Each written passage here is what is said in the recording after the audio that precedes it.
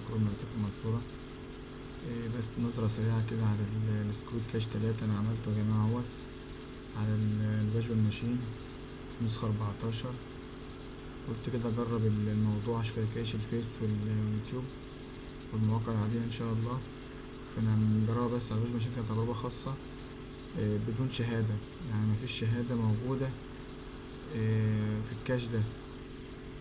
في بس إعدادات معمولة للبورت أو الاي بي الجهاز اللي هو مستغل اللي هو اللان الوهمي اللي بيتطبق عليه التكيش نفسه أو بيتاخد منه البورت بتاع الجهاز الوهمي نفسه اللي أنا عليه حاليا. يعني بعمل كاش سكويت 3 للجهاز بتاعي أو اللاب بتاعي بيكاش منه فيه، يعني منه لنفسه.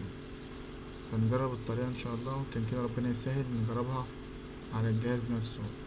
طبعا البورت أو البوكس التحويل اهو العربي بتاعه اللي هو الفيجوال بتاع الماشين بتاعه على كارت لانة واحدة اهو منه فيه على البورت بتاع التحويل واقول له اوكي. طب يا جماعة نجرب كده اليوتيوب اشوف هيكاش او طلع تكيش ولا لا اهو.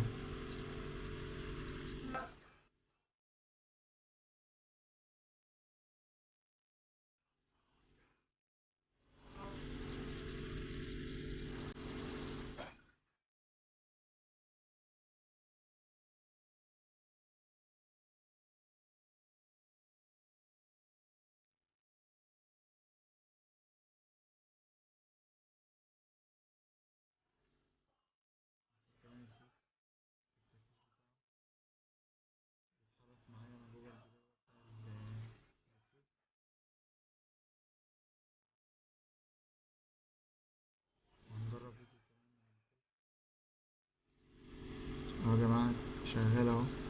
ايضا عشان السكه الحديد هي وسيله انتقال الغلابه والبسطاء. 7 ماتوا في اقل من اسبوعين دهسا تحت عجلات السكه الحديد في المنوفيه بسبب عدم وجود اماكن كافيه في القطار، والناس بتشكو فبيضطروا انهم يقفوا على ابواب القطار فيسقط بعضهم تحت عجلاته.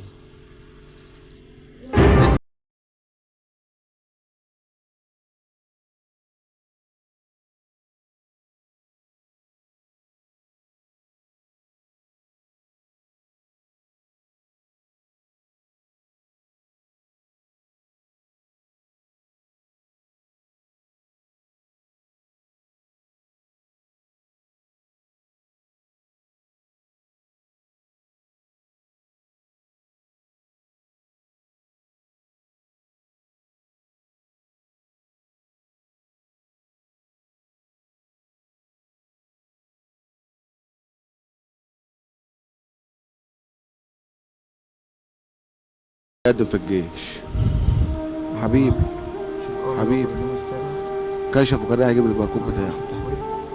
سمعت الخبر بتاعه جاي بالقطر، وقع في القطر. كان في ست كبيره كانت بتعمل قطر فداها وقع اهو اتخبط في الصداعات.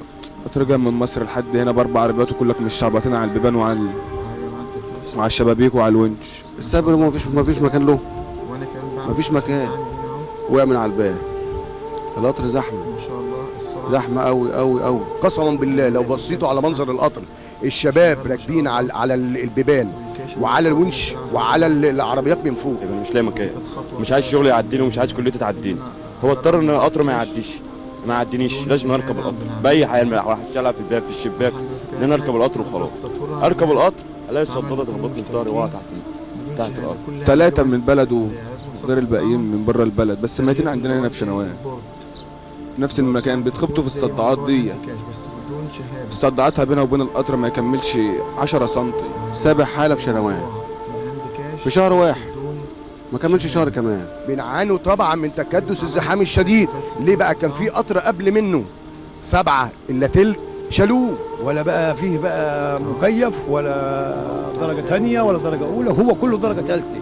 شوف حضرتك صور القطر تلاقي عباره عن لا مؤاخذه معلش صفيح ماشيين. احنا عايزين نزود عدد العربيات عشان ما يبقاش فيه زحمه تاني، عشان كل واحد يعرف يروح شغله، عشان برضه حاله محمد ما تتكررش تاني، عشان دي مش اول حاله. انا مش طالب حق ابني، انا طالب يزود العربيات للغلابه للشعب كله لمصر. بدون شهادة 7 بتاع. عربيات كبروا حد خلوها 4. طب ليه؟ عشان نشوف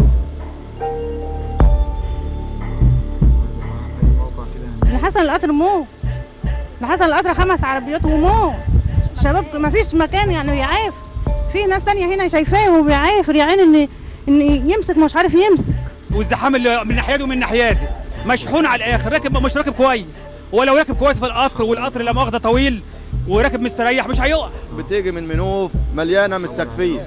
احنا هنا عدد سكاننا كتير، الطلبه والموظفين والعمال والناس اللي راحت الارزاقيه والبياعين كل ده هيركب. طب هيركب يا عم، هينزل 150 واحد، هيركب قد ايه؟ في اوقات الذروه بتاع الكليه وبتاع المدارس الصبح 8:30 و9:30 و1:30 و2:30 دول بيجوا القطر 4 عربيات بس. 4 عربيات يزودوه خلوه 7. الفدا ما يبقى القطر جاي من شبين 7 8 عربيات وفاضي، والقطر اللي جاي من هنا وفيه شغل وفيه طلبه وفيه موظفين ويجوا موت. حرام ولا حلال ان عيال يتيتموا ونسوان تترمى.